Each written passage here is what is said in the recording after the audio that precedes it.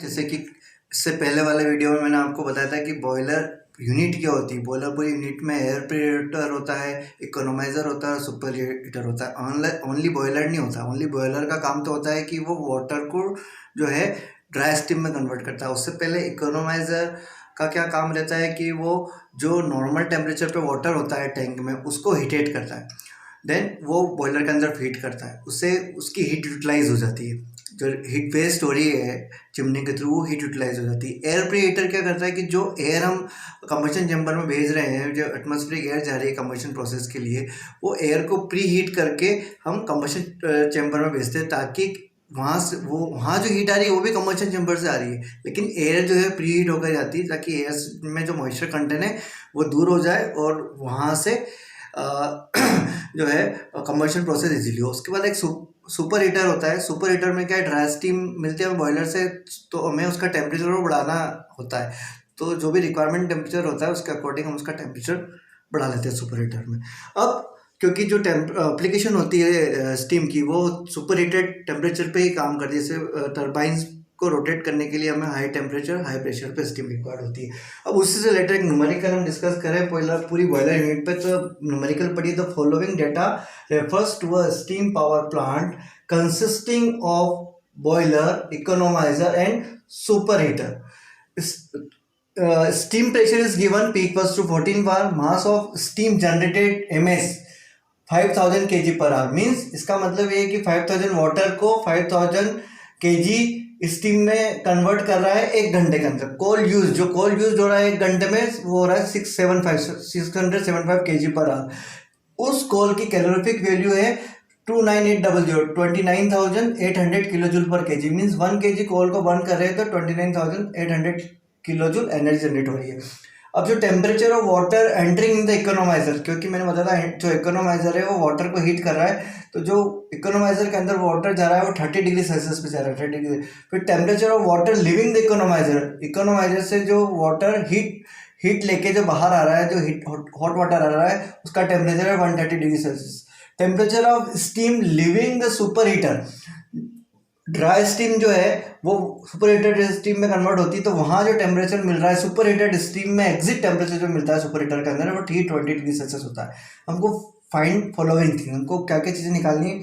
Overall efficiency of the unit, पूरे plant की unit निकालनी है। Percentage of heat utilize in boiler, percentage of heat utilize by economizer, percentage of heat utilize by super heater, ये सब चीज़ें निकालनी है। इसका मतलब ये है, इन तीनों का मतलब भी हमें एफिशिएंसी ऑफ बॉयलर है, efficiency of economiser, efficiency of super heater है, सेपरेटली हमने, तो हमें ये सब कैलकुलेट करना है। ठीक है, तो इन सबको कैलकुलेट करने के लिए सबसे पहले आपने ध्यान से देख लिया न्यूमेरिकल। ठीक है, तो अब इन सब डेटा को याद रखने हैं, क्योंकि डेटा हम आगे यूज़ करेंगे न्यूमेरिकल में। चाहो तो गिवन भी सेपरेट लिख सकते हो, 1 by 1 जैसे जैसे हम आगे न्यूमेरिकल करेंगे तो हम इसको लिखेंगे। तो हमें इस न्यूमेरिकल के अंदर हम इसका आंसर करें। इस न्यूमेरिकल के अंदर हमें दिया हुआ है कि एक इकोनोमाइजर है। ठीक है, एक इकोनोमाइजर है,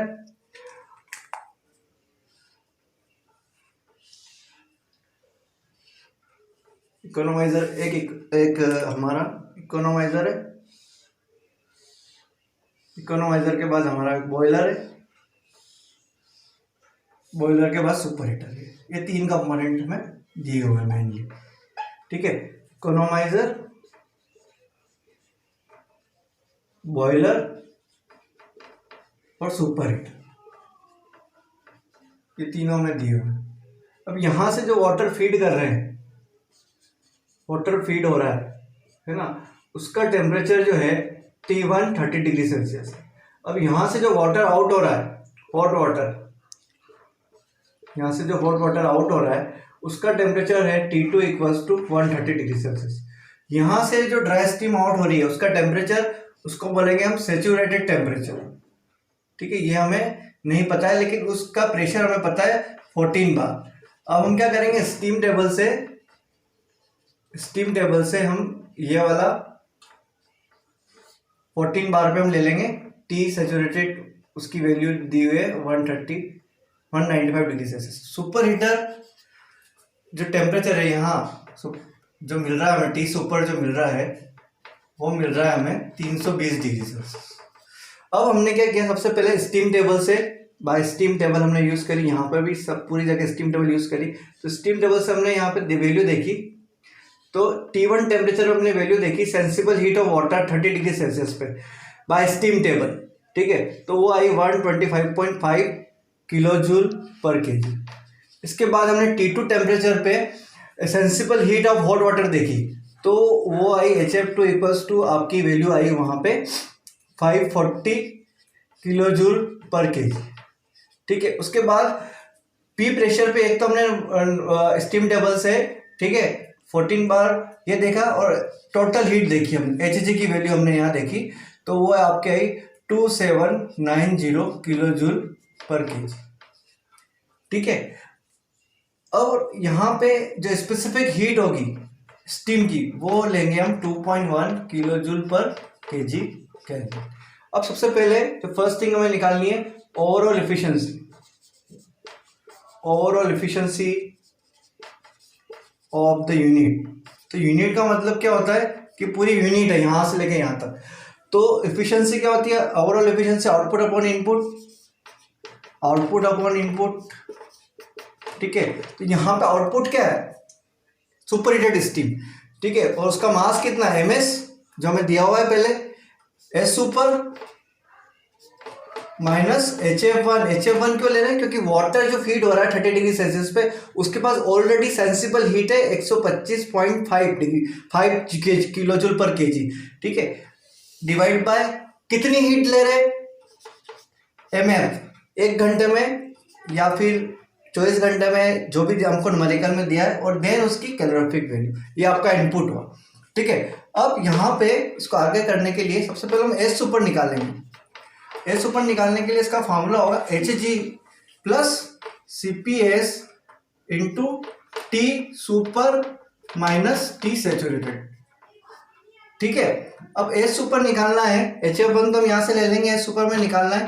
तो Hg की वैल्यू, क्योंकि हमें बॉयलर से जो अकॉर्डिंग टू न्यूमेरिकल हमें जो स्टीम मिल रही है, कौन सी स्टीम मिल रही है? ड्राई स्टीम मिल रही है। बॉयलर से हमें ड्राई स्टीम मिल रही है, क्योंकि इसमें ड्राइनेस फ्रिक्शन नहीं गिवन है, तो x इक्वल टू 1, इसलिए डायरेक्ट Hg लिख दिया। हम इसको HF प्लस Hg भी ले सकते हैं। तो Hg की वैल्यू हमें दी हुई है, हमने स्टीम टेबल से लिए 2790 प्लस CPS की वैल्यू 2 पॉइंट, और ये आपके 320 है, और ये आपका 114। तो इसकी वैल्यू टोटल हम कैलकुलेट करेंगे, तो इसकी वैल्यू है 3052.3 किलो जूल पर केजी, ठीक है। हम ये वैल्यू यहाँ रख देंगे। हमको ऑलरेडी ms और mf की वैल्यू दी हुई है। ms की वैल्यू दी हुई है हमें 5000 kg पर आवर, और mf की वैल्यू दी हुई है हमें 675 kg पर आवर, ठीक है। तो हम ये सब वैल्यू हम यहाँ रख देंगे। c की वैल्यू हमें दी हुई है 29800 किलो जूल पर केजी, ठीक है। ये हमें दी हुई, हम सब यहाँ रख देंगे। 5000 एस सुपर की वैल्यू हमने निकाल ली है 3052.3, ठीक है। और इसकी HF1 की वैल्यू इनपुट यहाँ से है हमारा था 125.5 डिवाइड बाय mf की वैल्यू हमें दी हुई है 675, ये दोनों केजी पर आवर में दिया है, और ये दिया है 29800, ठीक है। इसको हम कैलकुलेट करेंगे तो हमारी जो वैल्यू आएगी टोटल, इसको हमने कैलकुलेट किया, तो इफिशिएंसी ऑफ ओवरऑल इफिशिएंसी आएगी, वो आएगी 0.7272 समथिंग आएगी। तो इफिशिएंसी के फॉर्मूले इसको लिख देंगे 7 to 7%, अप्रोक्सीमेटली कम ज़्यादा हो सकता है, कैलकुलेटर के ऊपर डिपेंड करता है। तो ये efficiency, overall efficiency of the unit आ गई। अब सेकंड थिंग हमको पूछी है न्यूमेरिकल के अकॉर्डिंग, ठीक है, ये वैल्यू आ गई। सेकंड थिंग हमको न्यूमेरिकल के अकॉर्डिंग पूछी है, heat utilized by boiler, heat utilized by boiler. इसमें हम ये भी लिख सकते हैं कि एफिशिएंसी ऑफ बॉयलर, इसको ये भी बोल सकते हैं एफिशिएंसी ऑफ बॉयलर, दोनों चीजें का मतलब एक ही है, ठीक है। तो अब एफिशिएंसी ऑफ बॉयलर हम निकालेंगे, इसको ईटा भी लिख दिया हमने। अब एफिशिएंसी ऑफ बॉयलर को हम यहाँ कैसे निकलेंगे? हमें बॉयलर में कौन सी स्टीम मिल रही है? Hg, मास वही रहेगा फाइनल। हमें जो स्टीम मिल रही है यहाँ पर ड्राई स्टीम मिल रही है, ड्राई स्टीम के लिए हीट रिक्वायर्ड कितनी है?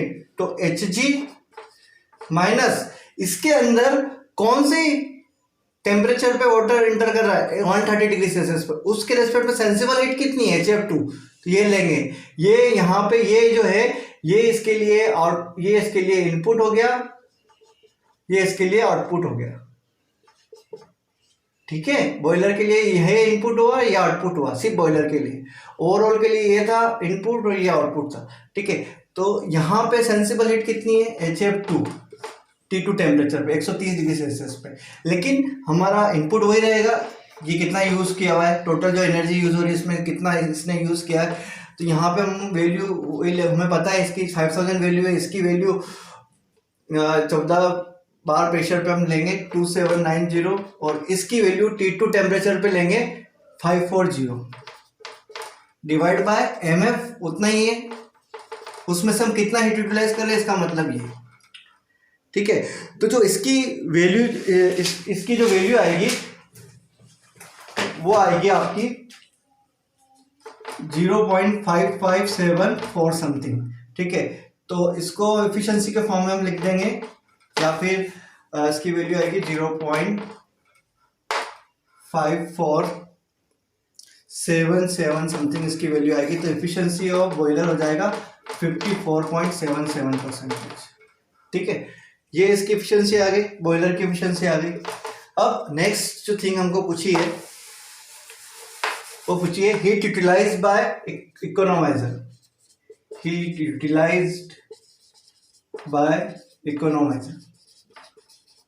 ठीक है, या फिर एफिशिएंसी ऑफ इकोनोमाइजर। ठीक है, हम इसको इस तरह से लिख सकते हैं, ईटा ई इज इक्वल्स टू, यहाँ इकोनोमाइजर के लिए इनपुट क्या है, ये वाटर, तो ये आउटपुट है हॉट वाटर। ठीक है, तो मास वही रहेगा MS।